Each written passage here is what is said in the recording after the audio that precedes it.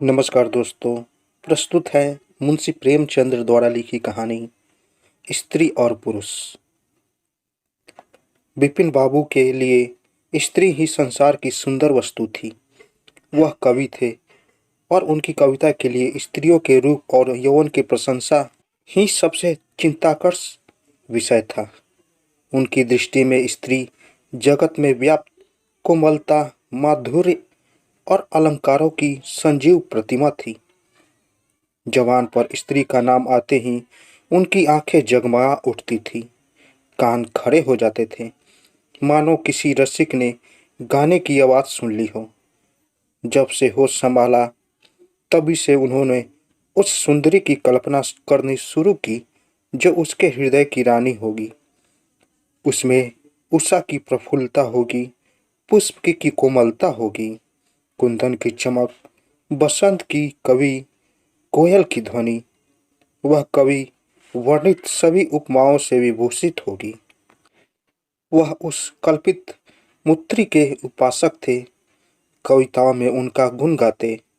वह दिन भी समीप आ गया जब उनकी आशाएं हरे हरे पत्तों से लहराएंगी, उनके मुरादें पूरी होगी। कॉलेज की अंतिम परीक्षा समाप्त हो गई थी और विवाह के संदेश आने लगे थे। विवाह तय हो गया। विपिन बाबू ने कन्या को देखने का बहुत आग्रह किया, लेकिन जब उसके मामू ने विश्वास दिलाया कि लड़की बहुत ही रूपवती है, मैंने अपनी आंखों से देखा है, तब वह राजी हो गए। धूमधाम से बारात निकली और विवाह का मुहूर्त आया। वधू आभूषणों से सजी हुई मंडप में आई तो विपिन को उसके हाथ पांव नजर आए। कितनी सुंदर उंगलियां थी, मानो दीप सिखाए हो। अंगों की शोभा कितनी मनोहरणी थी, विपिन फूले न समाये। दूसरे दिन वधू विदा हुई तो वह उसके दर्शन के लिए इतने अधीर हुए कि जेब ही रास्ते में कहारों ने पलकी रखकर मुंह हाथ धोना शुरू किया। आप चुपके से वधू के पास जा पहुंचे। वह घूंघट हटाए, पालकी से सिर निकाले बाहर झांक रही थी। विपिन की निगाह उस पर पड़ गई। यह वह परम सुंदर रमई न थी जिसकी उन्होंने कल्पना की थी। उसकी वह वर्षों से कल्पना कर रहे थे। यह एक चौड़े मुंह, चिपटी नाक और फूले हुए गालों वाली कुरूपा स्त्री थी। रंग गोरा था पर उसमें लाली के बदले सफेदी थी। और फिर रंग कैसा ही सुंदर हो, रूप की कमी नहीं पूरी कर सकता। विपिन का सारा उत्साह ठंडा पड़ गया। इसे मेरे ही गले पड़ना था। क्या इसके लिए समस्त संसार में कोई नहीं था? उन्हें अपने मामू पर क्रोध आया जिसने वधू की तारीफों के पुल बांध दिए थे। अगर इस वक्त वह मिल जाते तो विपिन उसकी ऐसी खबर लेता कि वह भी याद करते। जब कहारों ने फिर पालकियां उठाई तो विपिन मन में सोचने लगा, इस स्त्री के साथ कैसे मैं बोलूंगा, कैसे इसके साथ जीवन काटेगा। इसकी ओर ताकने से ही घृणा होती है। ऐसी कुरूपा स्त्रियां भी संसार में हैं, इसका मुझे अब तक पता न था। क्या मुँह ईश्वर ने बनाया है, क्या आंखें हैं। मैं और सारे ऐबों की ओर से आंखें बंद कर लेता, लेकिन वह चौड़ा सा मुंह। भगवान, क्या तुम्हें मुझी पर यह वज्रपात करना था? विपिन को अपना ही जीवन नरक सा जान पड़ता था। वह अपने मामू से लड़ा, ससुर को लंबा खर्च लिखकर फटाफट माँ बाप से हुज्जत की और जब उससे शांति न हुई तो कहीं भाग जाने की बात सोचने लगा। आशा पर उसे दया अवश्य आती थी। वह अपने को समझाता था कि इसमें उस बेचारी का क्या दोष है। उसने जबरदस्ती तो मुझसे विवाह किया नहीं, लेकिन यह दया और यह विचार उस घृणा को न जीत सकता था जो आशा को देखते ही उसके रोम रोम में व्याप्त हो जाती थी। आशा अपने अच्छे से अच्छे कपड़े पहनती, तरह तरह से बाल संवारती, घंटों आईने के सामने खड़ी होकर अपना श्रृंगार करती, लेकिन विपिन को यह शुतुरमुर्ग से मालूम होते। वह दिल से चाहती थी कि उन्हें प्रसन्न करूं, उसकी सेवा करने के लिए अवसर खोजा करती थी, लेकिन विपिन उससे भागा भागा फिरता था। अगर कभी भेंट हो जाती तो कुछ ऐसे जली कटी बातें करने लगता कि आशा रोतो ही वहां से चली जाती। सबसे बुरी बात यह थी कि उसका चरित्र भ्रष्ट होने लगा। वह यह भूल जाने की चेष्टा करने लगा कि मेरा विवाह हो गया है। कई कई दिनों के बाद आशा को उसके दर्शन भी न होते। वह उसके कहे कहे की आवाज़ बाहर से आती हुई सुनती, झरोके से देखती कि वह दोस्तों के गले में हाथ डाले सैर करने जा रहे हैं और तड़प कर रह जाती। एक दिन खाना खाते समय उसने कहा, अब तो आपके दर्शन ही नहीं होते, मेरे कारण घर छोड़ दीजिएगा क्या? विपिन ने मुंह फेर कर कहा, घर ही भी तो रहता हूँ। आजकल जरा नौकरी की तलाश है, इसलिए दौड़ धूप ज़्यादा करनी पड़ती है। आशा, किसी डॉक्टर से मेरी सूरत क्यों नहीं बनवा देते? सुनती हूँ आजकल सूरत बनवाने वाले डॉक्टर पैदा हुए हैं। विपिन, क्यों नाहक चोटती हो? यहाँ तुम्हें किसने बुलाया था? आशा, आखिर इस मर्ज की दवा कौन करेगा? विपिन, इस मर्ज की दवा नहीं है। जो काम ईश्वर ने करते बना उसे आदमी क्या कर सकता है? आशा, यह तो तुम ही सोचो कि ईश्वर की भूल के लिए मुझे दंड दे रहे हो। संसार में कौन ऐसा आदमी है जिसे अच्छी सूरत बुरी लगती हो? किन तुमने किसी मर्द को केवल रूपहीन होने के कारण कंवारा रहने देता? रूपहीन लड़कियां भी माँ बाप के घर नहीं बैठी रहती। किसी न किसी तरह उसका निर्वाह हो ही जाता है। उसका पति ऊपर प्राण देता हो, लेकिन दूध की मक्खी नहीं समझता। विपिन ने झुंझला कर कहा, क्यों नाहक सिर खाती हो? मैं तुमसे बहस तो नहीं कर रहा हूँ। दिल पर जब नहीं किया जा सकता है और न दहलीजों का उस पर कोई असर पड़ सकता है।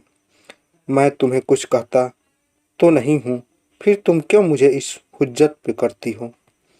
आशा यह झिड़की सुनकर चली गई। उसे मालूम हो गया कि उन्होंने मेरी ओर से सदा के लिए हृदय कठोर कर लिया है। विपिन तो रोज सैर सपाटे करते, कभी कभी रात को गायब रहते। इधर आशा चिंता और निराशा से घुलते घुलते बीमार पड़ गई, लेकिन विपिन भूल कर भी उसे देखने न आता। सेवा करना तो दूर रहा, इतना ही नहीं, वह दिन में भी मानता था कि वह मर जाती तो गला छूटता। अब की खुद देखभाल कर सकती, अपनी पसंद का विवाह करता। अब वह और भी खुल खेला। पहले आशा से कुछ दबता था, कम से कम उसे यह धड़का लगता रहता था कि कोई मेरी चाल ढाल पर निगाह रखने वाला भी है। अब वह धड़का छूट गया। कुवासनों में ऐसा लिप्त हो गया कि मर्दाने कमरे में ही जमघटे होने लगे। लेकिन विषय भोग में धन की ही का सर्वनाश होता, इससे कहीं अधिक बुद्धि और बल का सर्वनाश होता है। विपिन का चेहरा पीला लगा, देह भी क्षीण होने लगा, पसलियों की हड्डियां निकल आई, आंखों के इर्द गिर्द गड्ढे पड़ गए। अब वह पहले से कहीं ज्यादा शोक करता, नित्य तेल लगाता, बाल बनवाता, कपड़े बदलता, किंतु मुख पर कांति न थी। रंग रोमन से क्या हो सकता? एक दिन आशा बरामदे में चारपाई पर लेटी हुई थी। उधर हफ्तों से उसने विपिन को न देखा था। उन्हें देखने की इच्छा हुई। उसे भय था कि वह सन जाएगा, फिर भी वह मन को न रोक सकी। विपिन को बुला भेजा। विपिन को भी उस पर कुछ दया आ गई थी। आकर सामने खड़े हो गए।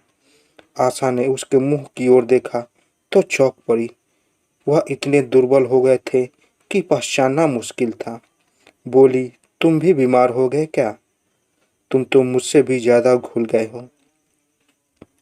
विपिन, जिंदगी में रखा ही क्या है, इसके लिए जीने ही फिक्र करूं? आशा, जीने की फिक्र न करने से कोई इतना दुबला नहीं हो जाता। तुम अपनी कोई दवा क्यों नहीं करते हो? यह कहकर उसने विपिन का दाहिना हाथ पकड़ अपनी चारपाई पर बैठा लिया। विपिन ने भी हाथ छुड़ाने की चेष्टा न की। उसके स्वभाव में इस समय एक विचित्र नम्रता थी जो आशा ने कभी न देखी थी। बातों से भी निराशा टपकती थी। अक्खरपन या क्रोध की गंध भी न थी। आशा ऐसा मालूम हुआ कि उनकी आंखों में आंसू भरे हुए हैं।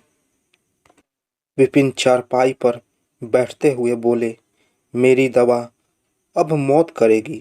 मैं तुम्हें जलाने के लिए नहीं करता। ईश्वर जानता है मैं तुम्हें चोट नहीं पहुंचाना चाहता। मैं अब ज्यादा दिनों तक न जीऊंगा। मुझे किसी भयंकर रोग के लक्षण दिखाई दे रहे हैं। डॉक्टर ने भी वही कहा है।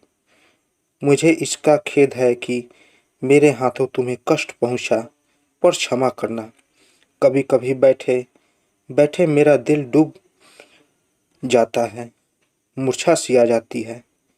यह कहते कहते एकाएक वह काँप उठे। सारी देह में सनसनी सी दौड़ गई।